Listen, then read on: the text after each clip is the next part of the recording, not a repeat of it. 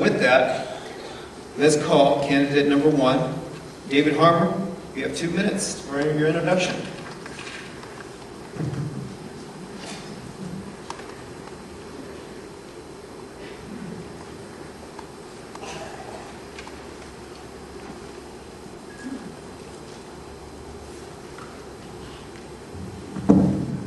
Good evening. Frank, thank you for your leadership in organizing this event.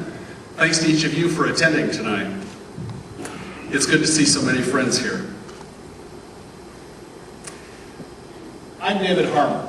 I got my start in politics at age 4, walking precincts for my dad, John Harmer, who served as lieutenant governor under California Governor Ronald Reagan. Dad wrote a book about his experience as Reagan man of principle, first-hand glimpses into the character of the governor based on his personal experience. When I say I'm a Reagan Republican, I say that not just as a matter of heritage, but as a matter of temperament and conviction. I started my career as counsel to a subcommittee of the Senate Judiciary Committee, appointed by Senator Orrin Hatch. Specializing in constitutional law, my job was to help shepherd good conservatives through the shameful confirmation ordeal. From there I went to Pacific Legal Foundation, where I litigated in defense of personal and economic freedoms, especially property rights, against radical environmentalists and bureaucrats who were oppressing people on their own land. As president of the sponsoring organization of the Parental Choice in Education Initiative, I wrote the book School Choice, which was published by the Cato Institute. At the Heritage Foundation, I worked with the nation's leading conservatives. One of my colleagues was Ed Meese, Attorney General under President Reagan, who's among the many old Reagan hands endorsing my candidacy. Speaking of endorsements, I'm very pleased to announce that co-chairing my campaign will be my good friend Dean Andall, our nominee for this seat in the last election. I've spent most of my career in the private sector. I've been an executive of large companies, I've managed small businesses, but what I've learned is this: we can't ever lead the freedom fight. My law review article, Securing a Free State, Why the Second Amendment Matters, is an example of my commitment to constitutional rights. I don't just share your views and values, I spent a lifetime putting them into policy. Thank you.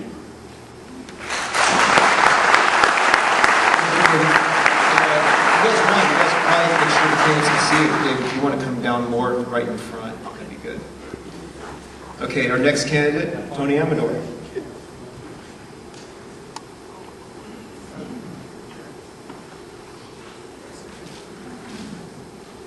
Don't start my time until I adjust what Harmer messed up.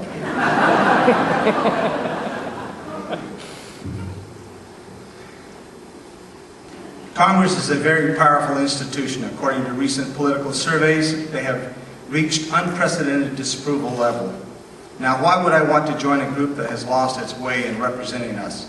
One reason is that the incumbent, Jerry McNerney, is in lockstep with Nancy Pelosi in destroying our very way of life by taxing and spending our way to the point of serfdom. McNerney's big government solution to our problems is bringing us closer towards a socialistic state. I am running to restore smaller, less costly governance to Washington, D.C. We need representation that supports a live within our means philosophy, like the rest of us must do every day. We need to fight a mindset that tells us government can do it all. We need to support individual responsibility and promote freedom and not dependence. We need leadership in Washington that calls a terrorist and is not worried about being politically correct. I am tired of the free-spending, liberal-minded, what's-in-it-for-me crowd that purports to represent my best interest.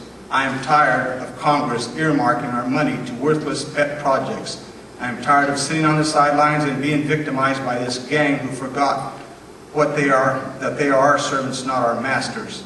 In a 2-minute introduction, I will not be able to persuade you of how well a job I can do in Washington.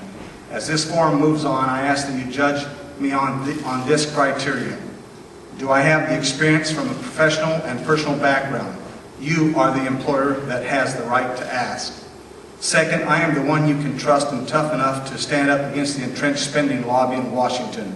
I am accountable to you. I am not seeking a career in politics, but an opportunity to preserve our freedom.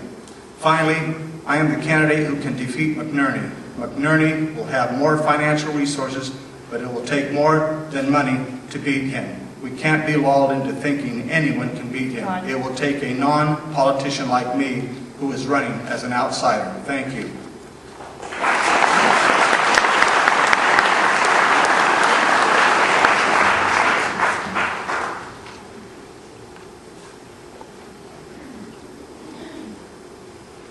Our next candidate, candidate number 3, Elizabeth Imkin.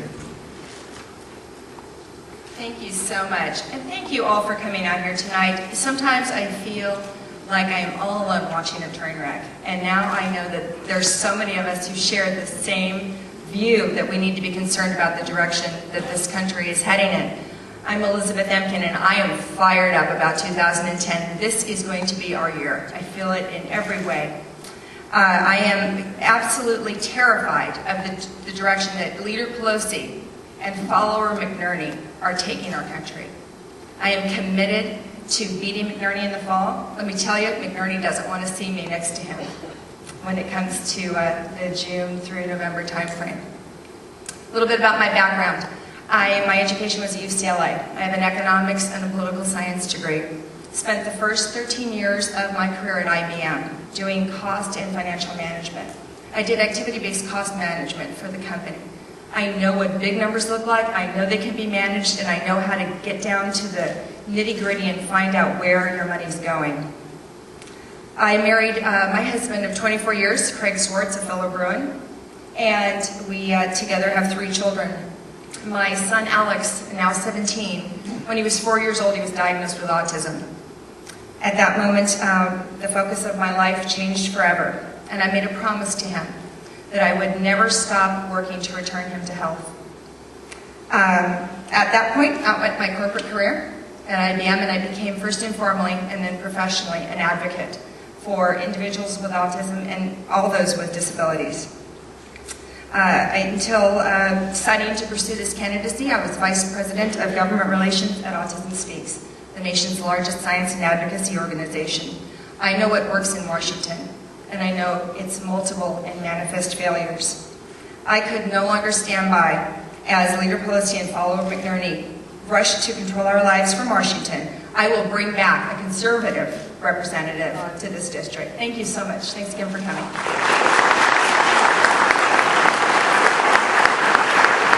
Next is candidate number 4, Brad Gearing.